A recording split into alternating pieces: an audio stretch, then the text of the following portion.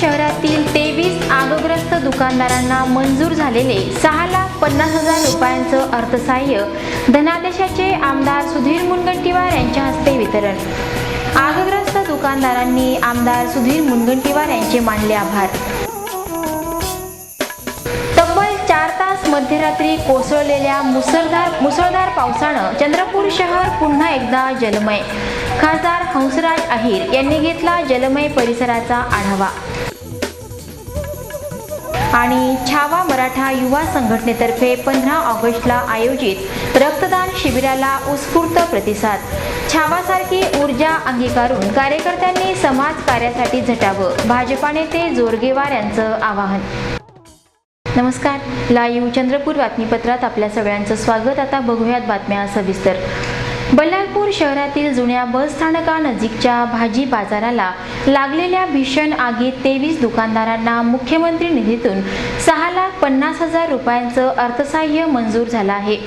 आमदार सुधीर मुनगंटीवार यांनी केलेल्या सततच्या प्रयत्नांना यश प्राप्त झालं आहे। 7 ऑगस्ट रोजी मुख्यमंत्री सचिवालयातर्फे जिल्हाधिकारी चंद्रपूर यांना याबाबतचे आदेश सुद्धा निर्गमित करण्यात आले होते। दरम्यान बल्लारपूर शहरातील डॉक्टर श्यामाप्रसाद मुखर्जी सार्वजनिक वाचनालयाच्या सभागृहात झालेल्या कार्यक्रमात भाजपाचे माजी प्रदेशाध्यक्ष आमदार सुधीर मुनगंटीवार यांच्या हस्ते नुकसानग्रस्त 23 दुकानदारांना मंजूर झालेल्या रुपयांचा धनादेश वितरित करण्यात आला।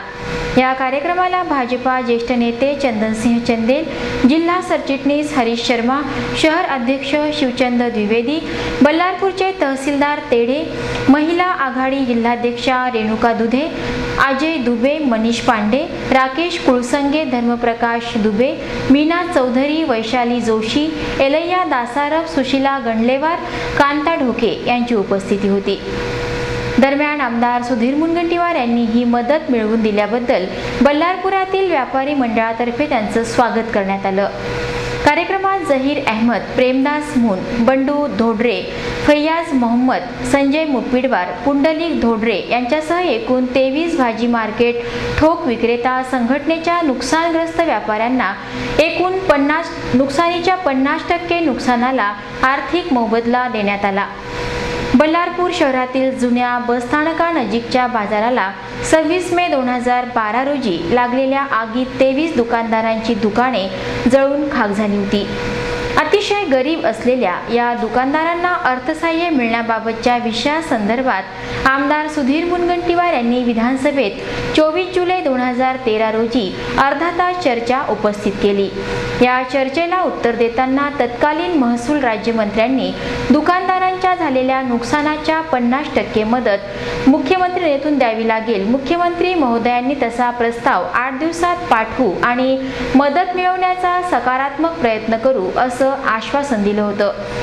मात्र 1 वर्षांचा कालावधी लोटूनही सदर आश्वासन पूर्ण न झाल्यानं 18 जुलै 2013 रोजी विधानसभेत महसूल राज्यमंत्र्यांच्या विरोधात हक्कभंगाची सूचना दाखल केली। ही हक्कभंगाची सूचना सभागृहात मांडताना विधानसभेत दिलेल्या आश्वासनानुसार सदर आगग्रस्त दुकानदारांना मुख्यमंत्री निधीतून तातडीनं अर्थसहाय्य मंजूर करण्याची मागणी आमदार सुधीर मुनगंटीवार यांनी केली। या संदर्भात आमदार मुनगंटीवार यांनी विधानसभा अधिवेशन कालावधीत मुख्यमंत्री पृथ्वीराज चव्हाण यांची भेट घेऊन विधानसभेतील आश्वासनानुसार मुख्यमंत्री निधीतून अर्थसहाय्य मंजूर करण्याची विनंती सुद्धा केली। आमदार मुनगंटीवार यांच्या या सततच्या प्रयत्नांना अखेर यश प्राप्त झालं। मुख्यमंत्री सचिवालयातर्फे या 23 दुकानदारांना त्यांच्या नुकसानाच्या 50% मदत करण्यासाठी एकूण 6,50,000 रुपयांचं अर्थसहाय्य मंजूर करण्यात आलं आहे। दरम्यान यावेळी आपल्या प्रमुख संबोधनात बोलताना आमदार सुधीर मुनगंटीवार म्हणाले की शासनाचा नियम नसतानाही वारंवार पाठपुरावा, चर्चा आणि विधानसभेतील संघर्षानंतर शासनानं एकूण नुकसानीच्या 50% मोबदला रक्कम धनादेश स्वरूपात दिली आहे। बल्लारपुरात एक चांगलं भाजी मार्केट निर्माण करण्यासाठी माझे प्रयत्न सुरू आहेत। त्याचबरोबर नाट्यगृहासाठी 4 कोटी रुपये मंजूर झाले असून उपविभागीय कार्यालय उपलब्ध होण्यासाठी माझे शर्तीचे प्रयत्न सुरू आहेत। या मतदारसंघाच्या सर्वांगीण विकासाच्या दृष्टीने मी संपूर्ण शक्तीने प्रयत्नरत असल्याचं प्रतिपादन त्यांनी यावेळी केलं। ये बात सही है कि पिछले साल जब आग लगी थी तो मैं आपको मिलने आया था, सब जल गया था, कुछ भी नहीं बचा था, वजन कांटा तक जल गया था। अब ये बात तो सही है कि स्वाभाविक है, पीड़ा आपको भी होती है, तो वो देखने के बाद हमको भी पीड़ा होती है। मगर कुछ सरकारी नियमों के तहत सोचने के बाद भी सरकारी ऐसा कोई नियम नहीं है कि अग्नि आग लगने के बाद उसको मदद हो। जैसे आपको पता है कि यहाँ एक दुकान जल गया था और करीब करीब उसका आधे करोड़ से ज्यादा नुकसान हो गया था। मैं जब मिलने गया तो मैं समझ रहा था कि जीवन के कष्ट का ये पैसा होता है, इसको आग लगने से कितना नुकसान होता है, मगर हमारे यहाँ ऐसे कोई प्रोविजन नहीं है। और उस समय जब यहाँ बैठे हुए सब पदाधिकारियों ने आकर किया था तो उस समय हमने कुछ इसकी व्यवस्था की थी, मगर मुझे पता है कि बहुत सारे लोग उसके बाद भी अड़चन में रहे। और उस समय हमने विधानसभा में भी इस प्रश्न को उपस्थित किया था। और उसके बाद एक 20-25 दिन पहले तहसीलदार महोदय के जब हम गए थे तो डेंगरे जी मुझे मिले, उन्होंने याद किया, बोले भाऊ अभी तक हमारे पैसे नहीं मिले। और मुझे ध्यान आया कि अपन ने तो चर्चा की थी, उसके बाद पत्र दिए, अब छाती में बैठने का समय आ गया। और मुझे इस बात की खुशी है कि आज जिनका नुकसान हुआ था उनको 50% नुकसान सरकार के माध्यम से दिया जा रहा है। अब उस समय जिन्होंने जो नुकसान बताया उस हिसाब से पैसा दिया जाएगा, तो किसी को कम मिलेगा, किसी को ज्यादा मिलेगा। तो मुझे लगता है कि कभी कभी ऐसा होता है, किसी के मन में ऐसी भावना आ जाती है, सारा उस समय मैंने अगर ज्यादा बताया रहता तो ज्यादा फायदा होता था। मगर मुझे लगता है कि उससे ज्यादा ये सोचो कि आज जो भी है वो आज हमको कुछ ना कुछ मिल रहा है, और उसमें हमारे दुकान में और कुछ वस्तुएं हम डाल सकते हैं। बाजार के लिए अपने कौन सी जमीन सिलेक्ट करना चाहिए, कृषि उत्पन्न बाजार समिति के माध्यम से ये बाजार होना चाहिए। और मुझे भी जब 4 दिन पहले भाई साहब से मिला तब भाई साहब ने बताया था, तो निश्चित रूप से ये 15 अगस्त के उपलक्ष्य में, ये तो मैं नहीं कहूंगा कि 1 महीने में कोई बाजार खड़ा हो जाता है, पर इस दिशा में अपन 100% प्रयास करेंगे और एक अच्छा सब्जी बाजार, एक बहुत अच्छा, कि लोग भी उसका नाम ले, ऐसा बाजार खड़ा करने के लिए मैं पूरी ताकत के साथ जहां से पैसे हमको मिल सकते हैं, वो चाहे कृषि उत्पन्न बाजार समिति के माध्यम से हो, वन मंत्रालय के माध्यम से हो, डीपीडीसी के माध्यम से हो, जहां कुछ और लगेगा उसको वो पैसे उपलब्ध करने के लिए हम कोशिश करेंगे। यावेळी भाजपा नेते चंदनसिंह चंदेल यांनी आमदार सुधीर मुनगंटीवार यांनी विधानसभेत विविध आयुधांचा वापर करून त्यांनी ही समस्या मार्गी लावली। महाराष्ट्रात पहिल्यांदाच आगग्रस्त दुकानदारांना ही मदत देण्यात येत असल्याचा उल्लेखही त्यांनी यावेळी केला। इतना काम है कि सुधीर जी के बारे में कहावत ऐसी बन गई है कि अपने को सूरज को आईना दिखाने वाली काम है, सूरज को बाकी दिखाने वाला काम हो गया है। सुधीर जी के बारे में बोलने की और कहीं बोलने की बताने की जरूरत नहीं है, क्योंकि उनको इतना ज्यादा लोगों से और आम लोगों से एक संवेदनशीलता पैदा हुई है कि जहाँ भी उनको खुद मालूम पड़ता है, कुछ भी मालूम पड़े, कोई बोले ना बोले, तो अपने आप वो कार्य करना चालू करते हैं। और जैसा कि हमारे बल्लारपुर शहर के अंदर में गत वर्ष जो अग्नि पीड़ित हमारे जो भाइयों की दुकानें जली थी और उसमें उनका पूरा उध्वस्त हो गया था दुकानदारी सब, तो उन्होंने कोशिश करके उस वक्त में अपनी उम्र से 3.5-4 लाख की जो बल्ली और टीम की मदद की थी, उसके बाद में उन्होंने शब्द दिया था कि मैं कोशिश करूंगा।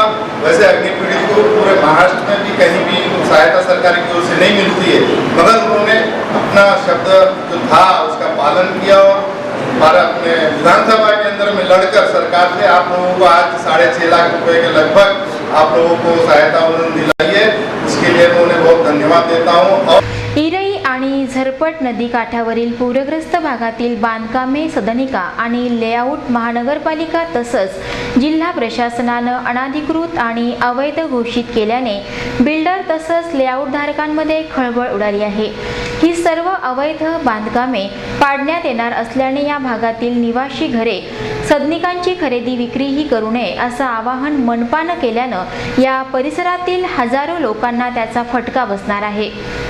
जुलै आणि ऑगस्टमधील अतिवृष्टी तसंच मुसळधार पावसानं या शहरातील जवळपास 17 प्रभाग आणि 50 वस्त्या पुराच्या पाण्याखाली होत्या।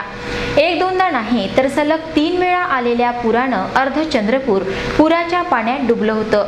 2006 पासून दरवर्षी ही पूर परिस्थिती उद्भवते आहे। तर मनपाच्या नगरसेवकाने 2008 मध्ये पूरग्रस्त बांधकामाकडे पालिकेचं लक्ष वेधलं होतं। मात्र अशाही परिस्थितीत इरई तसंच झरपट या नदीकाठावरील पूरग्रस्त भागात निवासी घरे सदनिकांची बांधकामे तसंच अनधिकृत लेआउटची विक्री सर्रास सुरू आहे। दरवर्षीच्या पूर परिस्थितीमुळे राज्य शासनाचे कोट्यावधी रुपये खावटी स्वरूपातील आर्थिक मदतीच्या वाटपात जातात तसंच घरांचं नुकसान देण्यात जात आहेत। दरवर्षीचा हा त्रास लक्षात घेता पूरग्रस्त भागाचा पाहणी दौऱ्यासाठी आलेले मुख्यमंत्री आणि उपमुख्यमंत्र्यांनी पूरग्रस्त भागातील निवासी घरे तसंच सदनिका बघून जिल्हाधिकारी आणि मनपा आयुक्तांना पूरप्रवण भागातील पूरग्रस्त रेषा रेड लाईन आणि ब्ल्यू लाईन संबंधी कडक अंमलबजावणी करण्याच्या सूचना देऊन तात्काळ अहवाल सादर करण्याचे निर्देश दिलेत। सध्या मनपा तसंच जिल्हा प्रशासनाच्या वतीनं पूरग्रस्त भागातील सर्वेक्षणाचं काम सुरू आहे। ते करतानाच प्रत्येक निवासी घर आणि सदनिकांची नोंद घेतली जात आहे। एकदा सर्वेक्षण पूर्ण झाल्यानंतर या सर्व निवासी घर आणि सदनिकांना नोटीस बजावण्यात येणार आहे। मनपाची नोटीस मिळणार हे माहिती होताच या परिसरातील अनेकांनी निवासी घरे आणि सदनिका विक्रीसाठी काढल्या आहेत। स्थानिक वर्तमानपत्रात त्यांच्या जाहिराती देखील बघायला मिळत आहे। परंतु ही घरेच अवैध आणि अनधिकृत ठरवल्याने आता ती खरेदी करण्यासही कोणी तयार नाहीत। कारण मनपानेही पूरग्रस्त भागातील घरे खरेदी करू नका असं आवाहन केल्याने लोकांचं लाखोचं नुकसान झालंय। दरम्यान मनपा आणि जिल्हा प्रशासनाच्या या नोटीसमुळे बिल्डर लॉबीत चांगलीच खळबळ उडाली आहे।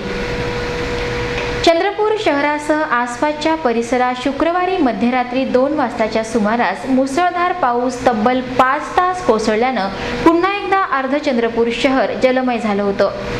त्यामुळे नागरिकांची प्रचंड त्रेधा तिरपीट उडाली। अचानक मध्यरात्री ढगफुटीप्रमाणेच मुसळधार पाऊस कोसळला।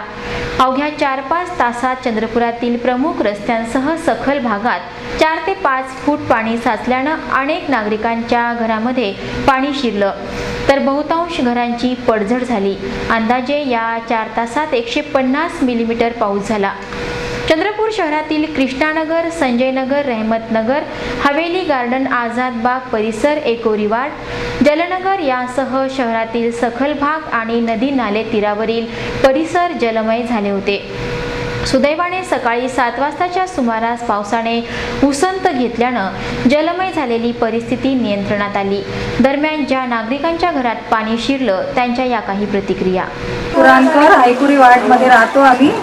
आमच्याकडे पुरं घरामध्ये पाणी येऊन राहिलं, पुरं कपडे लत्ते फ्रीज अनाज पाणी नुकसान झाले। पोरं कुठं राहणार? वार्ड मेंबर आमच्याकडे पाहायला नाही येत, कुणी पाहत नाही। इकडे चेक वाटले पण आम्हाला कुणी चेक न दिले, पाहायला नाही। थोडंसं वार्ड मेंबरने यावं ना पाहायलासाठी। कुणाचा फ्रीज खराब झाला, आमचा बेड सगळं नुकसान झाली। पोरं कशी राहणार? जरा थोडंसं वार्ड मेंबरने येऊन पाहायला पाहिजे ना। फक्त वोट मागताना येतात ना, मग नंतर नाही येत। एकुरी वार्डामध्ये सगळ्यांना चेक वाटत आहे। आमच्या इथे कोणालाही चेक मिळाले नाही आहे। इकडल्या वार्डामध्ये 8 दिवस झाले चेक वाटून गेले पण आमच्याकडे दिलेच नाही आहे चेक। आजचं पाणी कसं होतं? आजच्या पाणी खूपच आहे। आजच्याही पाणी 3 रूम मध्ये भरून गेला होता पाणी। आणि मागच्या पाण्यामध्ये पूर्ण सोफा वगैरे पूर्ण तुटून गेला। आमच्या 30,000चा सोफा, कपडे खराब झाले पूर्ण। आता का मागणी आहे तुमची? अनाज पाणी बी खराब झालं आमचं। भरून द्यावं, थोडं बहुत तरी द्यावं काहीतरी।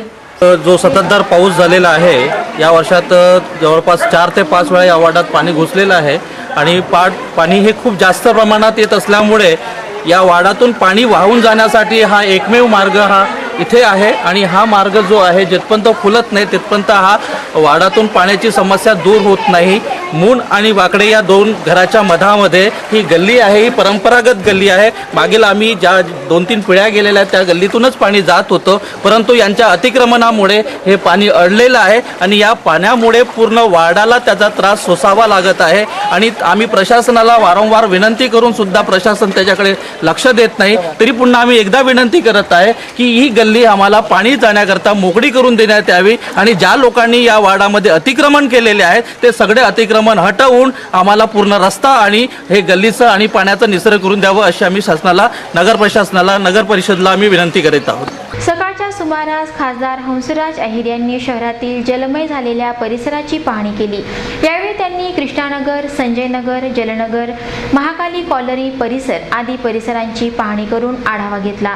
वारंवार शहरात पूरपरिस्थिती निर्माण होत असल्याने या संदर्भात आपण जिल्हा प्रशासन तसंच महानगरपालिकेला आवश्यक त्या सूचना केलेल्या आहेत. संसदेत देखील आवश्यक मदत मिळण्यासंदर्भात आपण प्रयत्नरत आहोत असंही त्यांनी सांगितलं. या मुसळधार झालेल्या पावसामुळे चिचपल्ली जवळील बेनार रेल्वे लाईनचा पूल वाहून गेल्यानं गोंदिया चंद्रपूर रेल्वे मार्ग बंद होता. दरम्यान यावेळी खासदार हंसराज अहिर यांच्याशी लाईव्ह चंद्रपूरने साधलेला संवाद. आणि 1-2 तासामध्ये अतिवृष्टी झाली. जवळपास 150 मिलीमीटर पाऊस पडलेला आहे. रात्रभर पाऊस चालू असताना काही लोकांनी जागरूकतेने सामान बाहेर काढू शकले, परंतु अनेकांचं प्रचंड नुकसान झालेलं आहे. याला एकच पर्याय आहे की या शहरामध्ये कॉलरीमधून आणि वनभागातून येणारे नाले हे बाहेरचे बाहेर डायव्हर्ट करावे लागतील. हा जो मागं नाला पाहतात आपण, हा नाला जो आहे हा वनभागातून आलेला नाला आहे आणि हा नाला जर आपण बाहेरचे बाहेर शहराच्या बाहेरून डायव्हर्ट करू शकलो तर या भागातील लोकांचं काहीतरी जीवनमानामध्ये काही सुख येऊ शकतं. दरवर्षी या भागातील लोकांना पुराच्या पाण्यामध्ये, नाल्याच्या पुरामध्ये नुकसानाला सामना करावा लागतो. आज मी ताबडतोब आयुक्त आणि कलेक्टर या दोघांची पुन्हा बैठक लावून शहरामधून वाहणारे नाले आणि त्यांचं जे नॅरो अरुंद केलेले आहेत की अरुंद झालेल्या भागामधून अतिक्रमण काढण्याकरता मी सूचना देणार आहे. आणि या भागातील पूरग्रस्तांना सरकारने मदत केली, काही लोकांना केलेली नसली तरी पण पुन्हा एक नाही 2दा-3दा या लोकांना पुराचा सामना करावा पडत आहे. म्हणून सरसकट दुसऱ्यांदाही या सर्व लोकांना मदत करण्याची गरज आहे. छावा मराठा युवा संघटना आणि गुरुदेव सेवा महिला मंडळ यांच्या संयुक्त विद्यमानं जुलोना चौक परिसरातील गुरुदेव सेवा महिला मंडळाच्या सभागृहात 15 ऑगस्टला भव्य रक्तदान शिबिराचं आयोजन करण्यात आलं होतं. या कार्यक्रमाला प्रमुख पाहुणे म्हणून भाजपा नेते किशोर जोरगेवार यांची तर अध्यक्षस्थानी छावा मराठा युवा संघटनेचे प्रदेशाध्यक्ष संजय सावंत यांची उपस्थिती होती. यावेळी मंचावर संघटनेचे जिल्हाध्यक्ष सचिन आवारी, मराठवाडा अध्यक्ष संतोष संत्रे, नागपूरचे अध्यक्ष उमेश घाडगे, भाजीउमोचे शहर अध्यक्ष विनोद शेरकी, गुरुदेव सेवा महिला मंडळाच्या अध्यक्षा सुमन चांदेकर या मान्यवरांची प्रामुख्याने उपस्थिती होती. राजमाता जिजाऊ, छत्रपती शिवाजी महाराज आणि छत्रपती संभाजीराजे यांच्या प्रतिमेला वंदन करून दीप प्रज्वलन तसंच पाहुण्यांच्या यथोचित स्वागतानं कार्यक्रम सुरू झाला. कार्यक्रमाचं प्रास्ताविक जिल्हाध्यक्ष सचिन आवारी यांनी केलं. कार्यक्रमादरम्यान संघटनेचे नवनिर्वाचित पदाधिकारी महेश दौड, अमित माणूसमारे, मोनिश जोगी, जयंत भुते, सचिन चंकलवार, अमित शिंदे, प्रवीण दौलतकर, प्रमोद खुटेमाटे, अरुण दौलतकर, महेश भिरूड आदींना संघटनेचे नियुक्तीपत्र मान्यवरांच्या हस्ते देण्यात आलं. या प्रसंगी आपल्या प्रमुख संबोधनातून बोलताना भाजपा नेते किशोर जोरगेवार म्हणाले की राजकारणाच्या माध्यमातून समाजकारण होत असतं, मात्र या कार्याला गती मिळण्यासाठी प्रामाणिक सामाजिक संघटनांची गरज असते. त्यातीलच छावा ही एक संघटना असून सिंहाच्या पिल्लाला छावा असं संबोधतात, तो ऊर्जावान असतो. त्यामुळे छावासारखीच ऊर्जा घेत कार्यकर्त्यांनी समाजकार्यात झोकून घेत उत्तुंग भरारी घ्यावी असं आवाहन त्यांनी यावेळी केलं. कोणाला म्हटलं जातं, छत्रपती शिवाजी महाराज ते जे चिरंजीव होते, संभाजी राजे, त्यांच्या प्रेरणेतून ही संघटना निर्माण झालेली आहे. आणि सिंहाचं जे पिल्लू असते त्याला छावा म्हटलं जाते. आणि सिंहाचं पिल्लू सिंह जेव्हा युवावस्थेमध्ये असतो तर त्याची जी शक्ती असते त्या शक्तीसारखंच या छावा संघटनेचं काम संपूर्ण महाराष्ट्रामध्ये सावंतीच्या माध्यमातून होत आहे. कार्यक्रमातील आपल्या अध्यक्षीय भाषणात बोलताना संघटनेचे प्रदेशाध्यक्ष संजय सावंत यांनी जिल्ह्यात प्रथमच कार्यकारिणी गठीत झाल्यानंतर रक्तदानासारखा श्रेष्ठ उपक्रम पदाधिकाऱ्यांनी राबवला त्याबद्दल त्यांचं अभिनंदन करत यापुढे संघटनेचे कार्य जोमाने पुढे चालवण्यासाठी त्यांनी शुभेच्छा दिल्या. प्रतिष्ठानच्या वतीनं 28 फेब्रुवारी 2013 मुंबई येथे छत्रपती शिवाजी महाराजांनी जे गड किल्ले जिंकले, जे स्वराज्य निर्माण केलं, त्या स्वराज्यामधील गड किल्ल्यांचं संवर्धन व्हावं आणि छत्रपती शिवाजी राजांचा अरबी समुद्रामध्ये स्मारक व्हावं या मागणीसाठी 28 फेब्रुवारीला मुंबई येथे किल्ले सायन या ठिकाणी पुरातन विभागाच्या कार्यालयावर एक मोर्चा काढला होता. या मोर्चाच्या माध्यमातून दिलीपजी रिंगणे आणि सचिनजी आवारी यांची आमची भेट झाली आणि त्या ठिकाणून त्यांना मुंबई येथे छावा मराठा युवा संघटना चंद्रपूर जिल्ह्याचं सचिनजी आवारी यांना जिल्हा प्रमुख पद देण्यात आलं. आज जवळपास 5 महिने उलटून गेले, 6वा महिना चालू आहे. काम करत असताना काम हे शिस्तबद्ध पद्धतीचं असावं, केलेलं काम कायम स्वरूपी टिकावं अशा पद्धतीनं दिलीप भाऊ आणि सचिनजी काम करत आहेत. सर्वप्रथम त्यांनी सभासद नोंदणीच्या माध्यमातून माणसं तरुण पिढी गोळा करण्याचं काम केलं. त्यानंतर त्यांना पदांची नियुक्ती दिलेली आहे. यावेळी घेण्यात आलेल्या रक्तदान शिबिराला युवकांचा उत्स्फूर्त प्रतिसाद लाभला. या रक्तदान शिबिरात सचिन आवारी, महेश भिरूड, दिलीप एरणे, महेश दौड, अमोल बुच्चे, चेतन बुच्चे, अनिल बुच्चे, अमित शिंदे, प्रवीण संघई यांच्यासह अनेक युवकांनी उत्स्फूर्त रक्तदान केलं. कार्यक्रमाचं संचालन आणि आभार प्रदर्शन मातृभूषण मोटघरे यांनी केलं. कार्यक्रमाला नागरिकांची मोठ्या संख्येत उपस्थिती होती. जिल्ह्यातील सांस्कृतिक सामाजिक वातावरण समृद्ध करण्यासाठी आणि सांस्कृतिकरणाची प्रक्रिया अधिक जोमानं वाढवण्यासाठी शिवमहोत्सव समितीची स्थापना करण्यात आली आहे. या समितीद्वारे व्याख्यानमालेचं आयोजन 30 ऑगस्ट रोजी करण्यात आले. 21व्या शतकातील तरुणाई पुढील आव्हाने आणि संधी हा विषय आहे. 31 ऑगस्ट रोजी वीर भगतसिंग तर 1 सप्टेंबर रोजी स्वामी विवेकानंद या 2 महापुरुषांच्या जीवनावर सविस्तर मार्गदर्शन करण्यासाठी प्रसिद्ध व्याख्याते प्रदीप सोळुंके यांची उपस्थिती राहणार आहे. हा कार्यक्रम सायंकाळी 6 ते 9 वाजता दरम्यान घेण्यात येईल. मराठा सेवा संघाचा 1 सप्टेंबर रोजी 23वा वर्धापन दिवस घेण्यात येणार आहे. या कार्यक्रमाचा लाभ घ्यावा असं आवाहन शिवमहोत्सव समितीच्या वतीनं डॉक्टर चेतन खुटेमाटे, विनोद थेरे, दीपक जेऊरकर, प्राध्यापक दिलीप चौधरी, विवेक बलकी, डॉक्टर सचिन भेदे, ॲडव्होकेट संदीप नागपुरे, प्राध्यापक अरुण धानोरकर यांनी केला आहे. शेवटी ठळक बातम्या पुन्हा एकदा. बल्लारपूर शहरातील 23 आगग्रस्त दुकानदारांना मंजूर झालेले 6,50,000 रुपयांचं अर्थसहाय्य धनादेहाचं आमदार सुधीर मुनगंटीवार यांच्या हस्ते वितरण. आगग्रस्त दुकानदारांनी आमदार सुधीर मुनगंटीवार यांचे मानले आभार. तब्बल 4 तास मध्यरात्री कोसळलेल्या मुसळधार पावसानं चंद्रपूर शहर पुन्हा एकदा जलमय. खासदार हंसराज अहिर यांनी घेतला जलमय परिसराचा आढावा. आणि छावा मराठा युवा संघटनेतर्फे 15 ऑगस्टला आयोजित रक्तदान शिबिराला उत्स्फूर्त प्रतिसाद. छावासारखी ऊर्जा अंगीकारून कार्यकर्त्यांनी समाजकार्यासाठी झटावं. भाजपा नेते किशोर जोरगेवार यांचं आवाहन. आज इथेच थांबूया. पुन्हा भेटूया आमच्या पुढील बातमीपत्रात. तोपर्यंत नमस्कार.